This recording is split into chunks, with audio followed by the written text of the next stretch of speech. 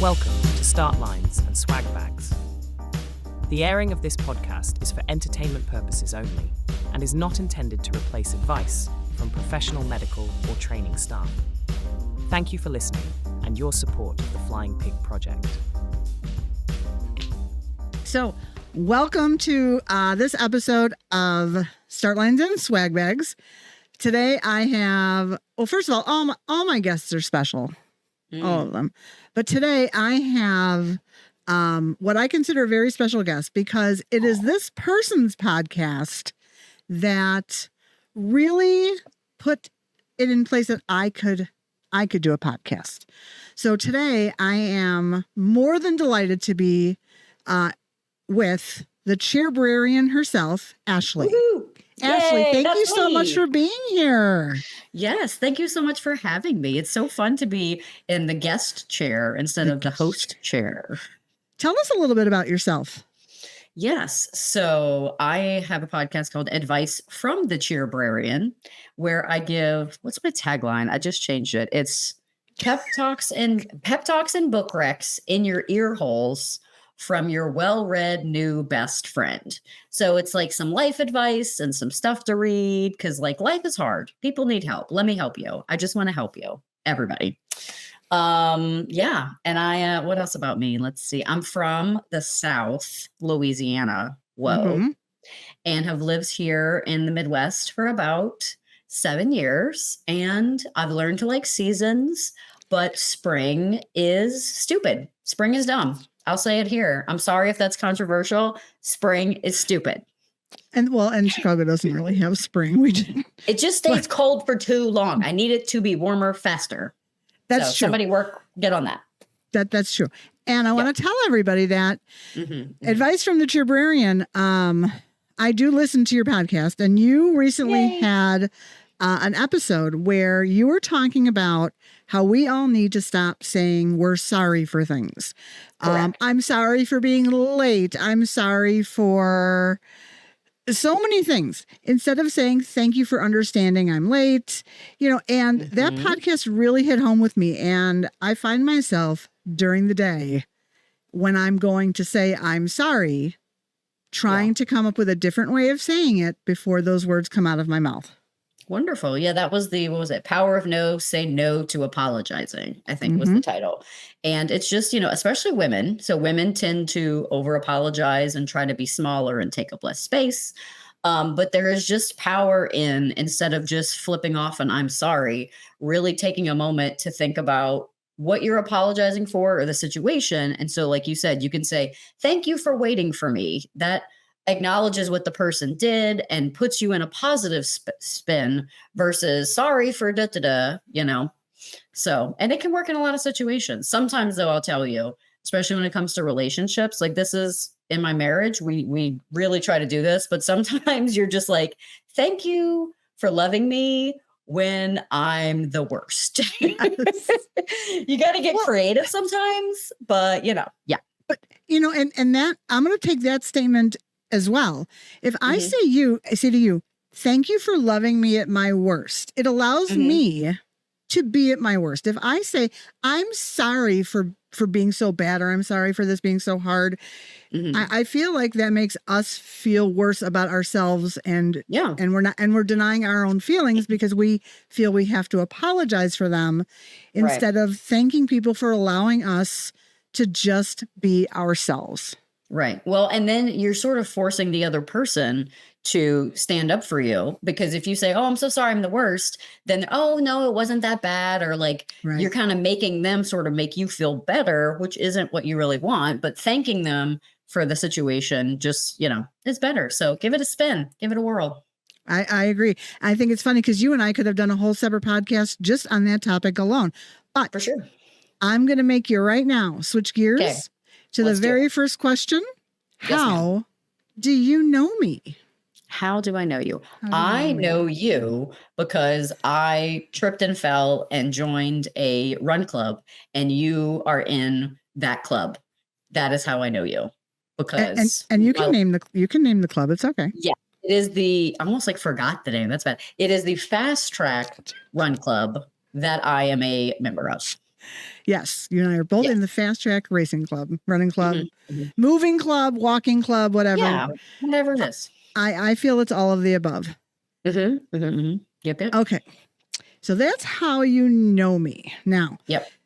I have explained this on a lot of the podcasts, but you know, the name of my podcast, and actually you helped me with that, as a matter of Ooh. fact, you know,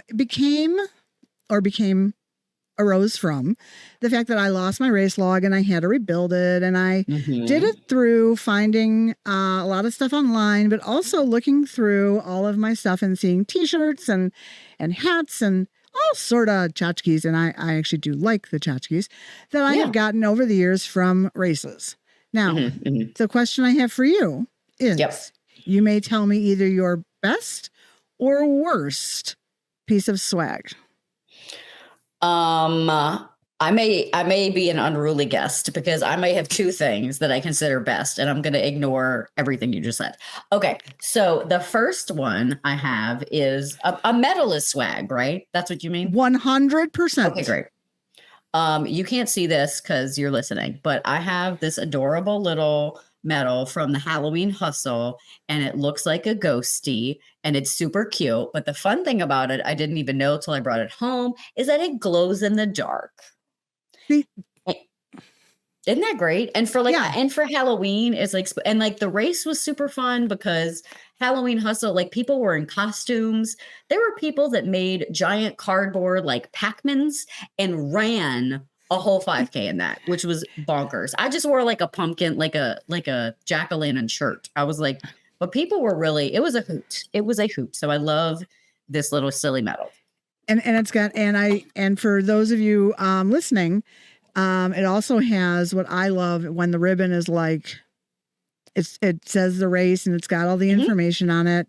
And as a reminder, any visuals that we talk about, we will be sure to have pictures in the show notes for those of you listening. So, Ashlie, surprise, you need to send me pictures of everything. Okay, I can do that. Also, I said I was going to be unruly, but actually, I think I can talk about my other piece of swag for another question. So I'm going to save it because it's going to be relevant later. Okay. Folks, she's got a plan. I got a plan. She is prepared. All right. So, and I'm going to tell you something about Ashlie and the fact that she is a podcaster. She has been helping me so much. And Ashlie, I'm going to do a shout out to you right now because before we started, you taught me how to put the questions in the private chat. And everybody listening, look, y'all, this is a learning experience for both of us. And in the moment, I literally had to look over and make sure what my next question was. Perfect. So very helpful. Yeah. All right. The next question is running advice. Now, this, again, you can, it be good or bad or both. It is completely up to you. What you got? Got it. Well, so I've only been a runner for like 2 years. So I am newer to the sport. Also, it's funny to be like newer to the sport. I'm in a sport. Like that's a whole thing. I'm like, who am I? But anyway, okay. Best running advice. I have two things I want to say. So number one, this one I repeat to people all the time. Forward is a pace. So just reminding yourself that going out and doing anything is doing something, and that you don't always have to be concerned about going to the max or what other people are doing or your time, because doing the thing is doing the thing. So that is great advice. And then the other great advice that blew my mind right out of my butt was when people told me, I was like, oh, I don't know if I could ever do a half. Like, I can't run that far, like whatever. And then people were like, yeah, but you can walk parts of it. Like, I literally didn't know that was an option. I just thought you have to be able to run the whole thing. And that's how it works. Really? Yeah. Really. See, and I talked to somebody else today this morning at the Couch to 5K, and she's like, yeah, I thought that too. So I think there are sort of invisible barriers to running and racing for people that are outside of the sport that have no idea. And so when they said that to me, I'm like, well, that opened up a whole world. So I did a half and I did a 9-1 split, and it was great. And like, that counts. It's not that you have to run the entire thing. Didn't know. Okay. I have feedback on both. Great. First of all, you need to repeat this for me because you said something that it was doing something. No, it was doing, not doing something is doing. I think I said doing anything is doing something. Yes. First of all, that's 100%. And that feeds into also that forward is a pace, you know. Yep. But the second point, and I don't think thought about it this way. There's such a misconception. Yes. About races and running. You're the first person to ever say to me, I didn't know I could walk in a race. And a little bit of my heart broke in that moment because how many people do we know that think that that's not available? Now, you know, that being said, I think part of it is everything that you see on television, everything that you see on social media, people posting. No, they don't necessarily see people walking during a race. Right. But you can absolutely walk during a race. Yeah, every race I've done, you know, from a 5K to a half, there's always people walking at certain parts. It's not that everybody's running the whole time, you know. That's what makes me think. That's an awful misconception for somebody to have. And I think that's a snippet that's going to come from this episode. Beautiful. That people need to understand, especially people entering the sport. If you're going to go do your turkey trot on Thanksgiving, you can walk. Absolutely. You want to go do a marathon? You can walk. You want to do a half? Yeah. You can walk. Sure. Actually, my first half marathon, I walked the entire thing. There you go. Took me a very long time, but I did it. Yeah, and it counts. It absolutely. It's kind of like, and this is, you know, I love books, as we already sort of mentioned. It reminds me of the debate about do audiobooks count as reading? And I will share on a megaphone in the street corner, shout about that because it counts. It's reading with your ears. That counts. And like, you know, so many times we put so many barriers to things and it's just like, just relax, everybody. Do some running, do some walking, like live your life, you know? Do you? That's right.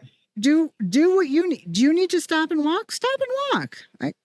It's fine. Do what is best for you so that you are moving forward at a pace that is comfortable for you. And by pace, I don't mean speed. I mean, how long it takes to do something. I get that, but not paces in like a running pace. Yeah. And like I decided like the next time, if, you know, I do want to do another half at some point in the future and I haven't decided yet, do I want to do like a strict pace or do I just kind of want to like follow my body? And like my goal when I did my half was to do it in such a way that I felt good about it and that the next day I was okay. My goal was like run it in such a way that my husband does not have to scoop me up and carry me to the car because I have completely like fallen apart. That was my goal. All right. See, that's the type of advice you need to shout from the rooftops. Oh, okay. Yeah. So it's not, for me, it's not about like go hard and do the most. It's like, how can I continue moving my body in such a way as to remain consistent and like have a lifestyle that is active? Like that's my goal. I don't want to do it so hard that then I can't like move for a month, you know? So. And the thing is, and this comes up in a few other episodes, it's your goal. Yeah. And I don't care what you think of my goal. That's my goal. You go do your thing and I'll do mine. Right. Yeah, absolutely. All right. Favorite racing distance. I just saw that question. I was like, I don't know if I have. So what this reminds me of is when we do the training at the track, the speed training on Wednesdays. Yeah. And they'll be like, so for today, do your 10-mile pace. And I always like snicker and like to the person next to me, I'm like, yes, my 10-mile pace, because I know what that is because I ran 10 miles all of 2 times in my entire life. So, you know, looking at favorite racing distance is like I love like the challenge of the half marathon. To know that I did that was like freaking great. Like that was awesome. But I also like sort of and this sounds maybe silly, but like not want to say casualness of a 5K, but like the quickness of it and the camaraderie of it and like all that kind of stuff. So I've done 5Ks, I've done a 10K, I've done a half, and then I did the 4 on the 4th. So, and I like the 10K that I did. I did not like that it was 15 degrees outside in March. That was very upsetting. Wait, was that the shuffle? No, this was a Shamrock one. It wasn't the one that's downtown. It's somewhere it's somewhere closer to the suburbs. I don't remember what it's called, but it was literally the weekend before St. Pat's, and it was 15 degrees outside, and that was incredibly rude. But it did help me know. And I had gone down south and done some running when it was like super hot, super humid, and was like, oh, I guess I can run when it's hot. So it was nice. You're like cracking up at me. That's great. I am because here's the thing. Yeah. I've lived in Chicago my entire life. So I understand when it's 90 degrees in March and 15 degrees in April. I understand these things. Sure. And so it is cruel. Mother Nature is just a bitch. Just fickle, so fickle. But what was helpful was like, because I had already ran super, and this is when this was 2 years ago. So like I said, really new to running, and I had ran when it was like super humid, and I was like, oh, I guess I can run when it's humid. Then I did a race at 15 degrees, and I did run the whole thing, and I was like, oh, I guess I can run when it's cold. So now when my brain tries to tell me garbage about stuff, I'm like, listen, if you can run when it's 15 and you can run in Texas when it's 90 with 1000% humidity, guess what, girl? You can just run. You run. Like, you've proved it. So you can do the rest in between. So like, that was kind of nice. But yeah, I don't know. I'd like to try different distances. And I don't know if I have enough to compare to pick a favorite right now. I like all of them the same. So to that point, what I love about talking to people, and we talked about this before we started, is you bring up something that makes my mind start to think. Okay. Ooh, now, so the half marathon, and that has been a favorite of many people for lots of reasons. But the one thing you said about the 5K and the more like the camaraderie and all of that. Now, we do belong to a team, and we have team races. Yeah. At 4 on the 4th, I think we had, somebody said 65 runners. Yeah, that was awesome. At Good Life, we had an unbelievable amount. But then I'm going to also use the Alpine 10 miler as an example as well. Now, when we have team 5Ks, the people who are very fast and the people who are not so fast, the time difference between the two, of course, is much smaller because it is a shorter race. The longer the duration of the race, the longer the time between the first member of our group finishes and the last member of the group finishes. And I love the camaraderie of the shorter races because we tend to be able to gather quicker together. Yeah. And support each other in that way. Yeah. Well, yeah. And like at the 4 and the 4th, actually, this last one, and I don't remember his name right now, but because the end of that race is like an uphill. It's so rude. His name is Scott. That's Scott. You already know what I'm going to say? I do. Go ahead. Oh, is that he ran me in? Is that what you? Yeah. Yes. Okay. Then I guess it was Scott. But like, and I think and I had not met him before. And this man, if you're listening and you don't know what Run Me In is I was, not even I don't know how far, I don't know math, but I was close. I could see the finish line, but it was still a bit away. He joined me and was like, you got this, use your arms. You can do it. You earned it. Like, got me kind of closer and then was like, all right, the end is you. And then peeled off. So like I finished the finish line by myself. And that was like so great for like 100,000 reasons to get that support of like a stranger, but also a teammate. And we chatted some after and I thanked him and it was just super freaking cool. So shout out to Scott. Scott rules. Scott. And I'll tell you that I talked to Scott a couple of weeks after because I had taken a lot of pictures that day. I was taking pictures. My company was taking pictures, and he ran in probably close to 10 different runners. Yeah. And I loved it because like 10 different, I saw it and 10 different people came up and said, that was the best way to finish a race. I mean, to be supported in that way. And I saw him a couple weeks later at the track and I said to him, I want you to know what I've been told. Mm-hmm. And he was so humble because he said, that's what I love to do that. Yeah. And absolutely. that was the true meaning. You saw the true meaning of teamwork right there. Yeah. In a really special way. Mm-hmm. So I'm glad you brought that up. That's cool. Yeah. All right. Famous runner that you would like to meet. Yes. So what's funny is when I saw this, I was like, I don't even know any famous runners. Like, what are you even saying to me?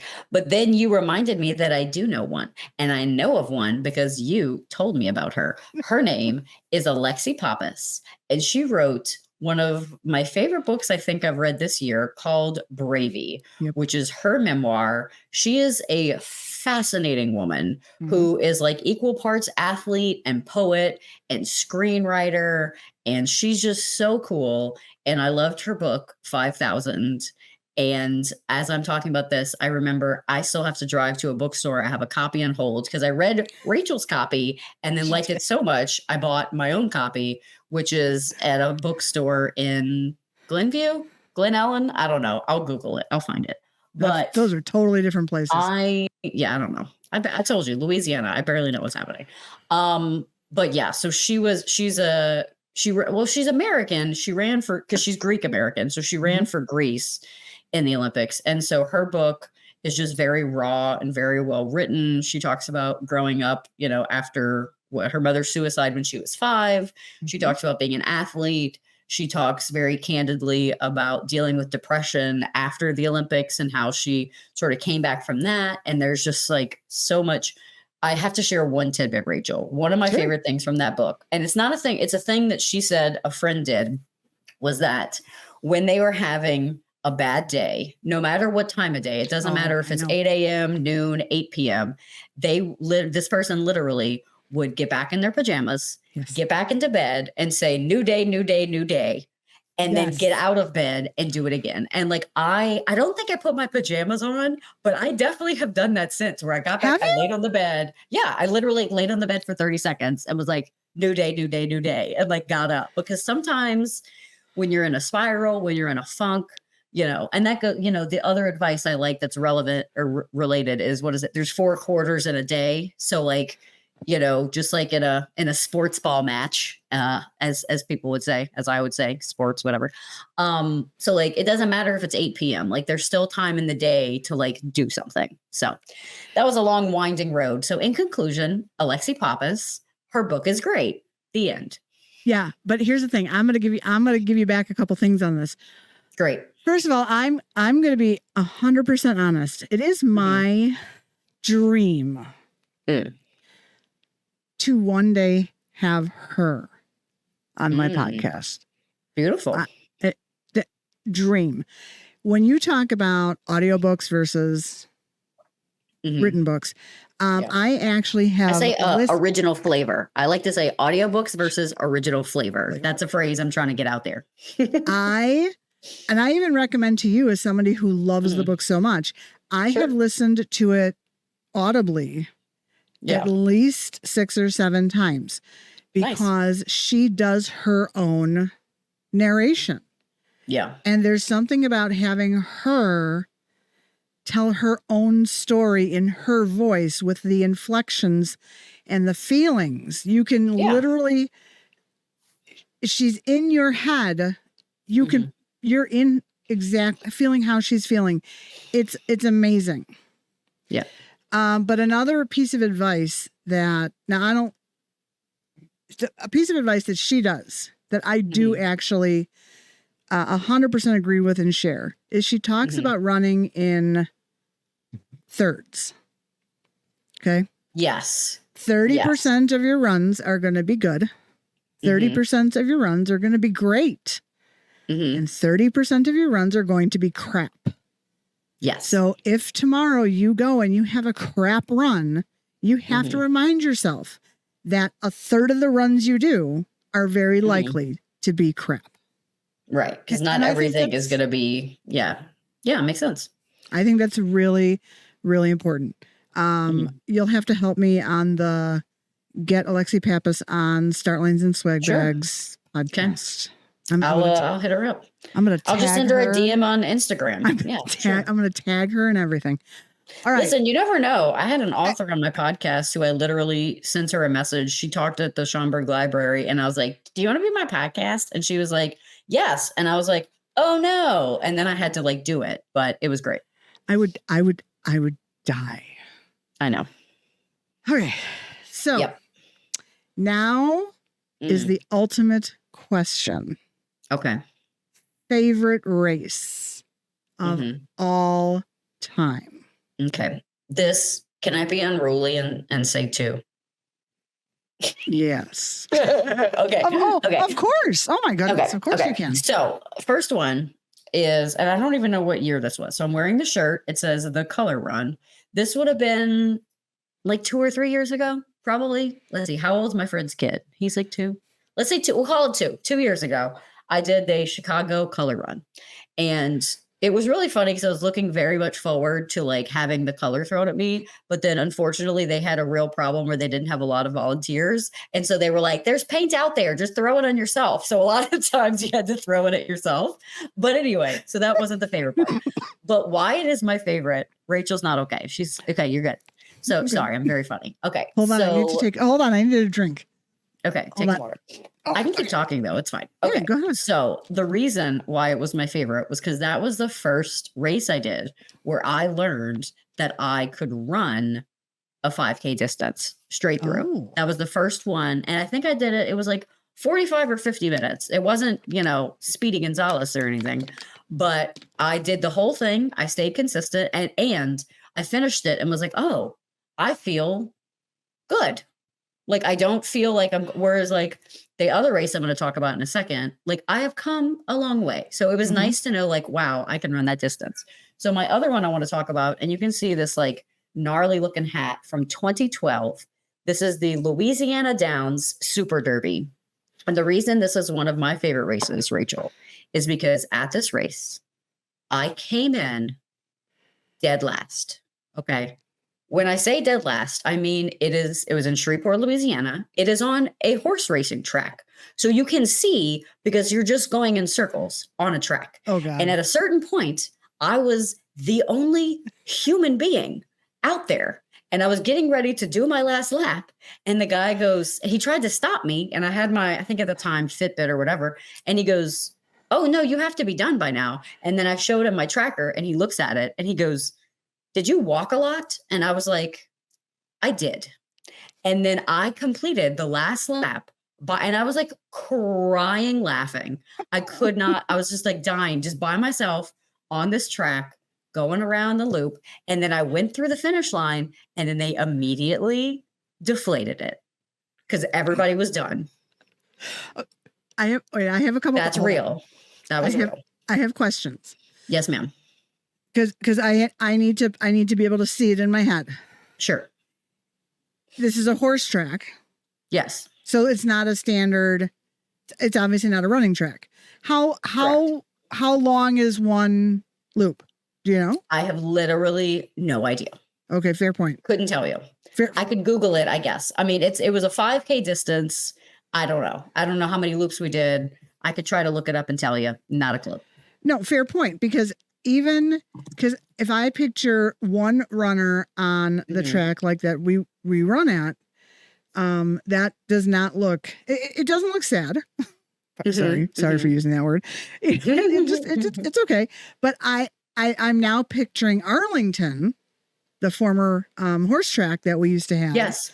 And I do know that size of the track, and I am envisioning someone on the other side of that track.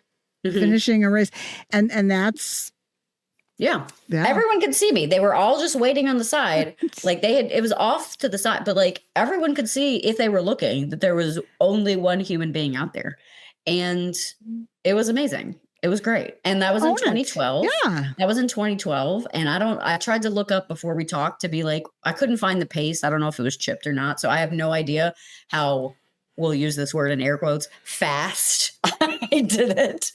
But now I'm a woman who has done a half marathon in what I would call a, respectable time. And I'm close.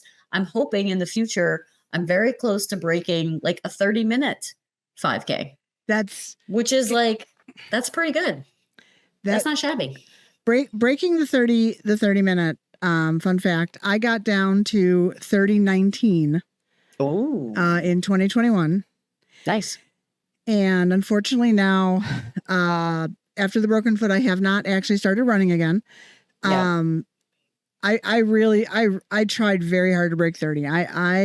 I still have that hope that I will come back and break 30, but I think that's an amazing goal. But here's the thing. In every race, there's a guarantee of two things.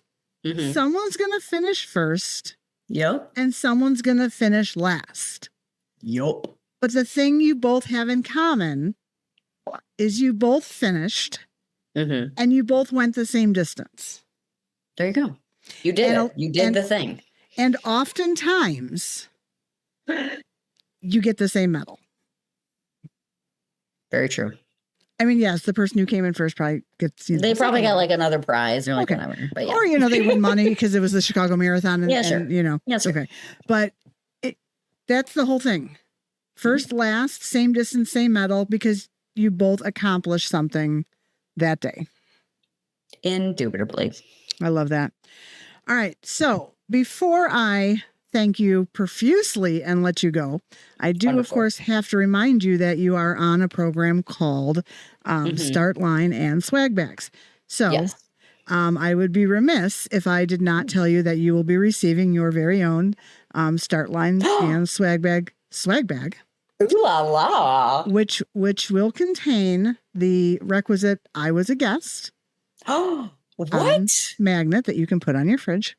It contains the requisite swag chapstick to go with all other chapsticks. My gosh. So many goodies. And it will contain a smattering, not smattering, a sample from the new Irreverent sticker running collection that I am creating. Wonderful. For you to be amused with. Well, gosh, I didn't know I was going to get presents. This is cool. You also, look, if you want to be a guest on my podcast, you know what you get? You get like street cred and a virtual high five. That's all you get on mine. So Rachel is going above and beyond with gifting. So good job. Well, but Ashlie, you know me, like, I don't know why I have to do everything extra. I just need to stop because it's tiring. Yeah. Okay, so Ashlie, I have to tell you, I have more than loved having you on the show. I've loved the topics we hit. Yeah. And I very much hope to become a guest on your podcast. And I really do welcome all of my listeners to listen to Advice from the Cheerbrarian, because I think you do a very, very entertaining podcast, and it's very informative. And I would recommend people. She's on Spotify. Actually, go ahead. I'm on all of it. So first of all, I just want to be clear. It's cheer like cheerleader and brarian like librarian. Or like my husband one time was like barbarian. I'm like, all right, that's enough. But anyway, Cheerbrarian. If you just put that in the search, it'll find me because I made that word up basically. And I'm on Spotify. I'm on Apple. I have a website. Find me on Instagram. Would love that. TikTok. I don't like TikTok, but like whatever. So find me, listen to me, tell me that you think it's cool. Thank you so much. And I will tag you in all the things. Fabulous. All right. I'm going to my cat and I are going to say goodbye to you. Thank you so much for being here. And Thank you. I will see you soon. All right. Ow. He bit me.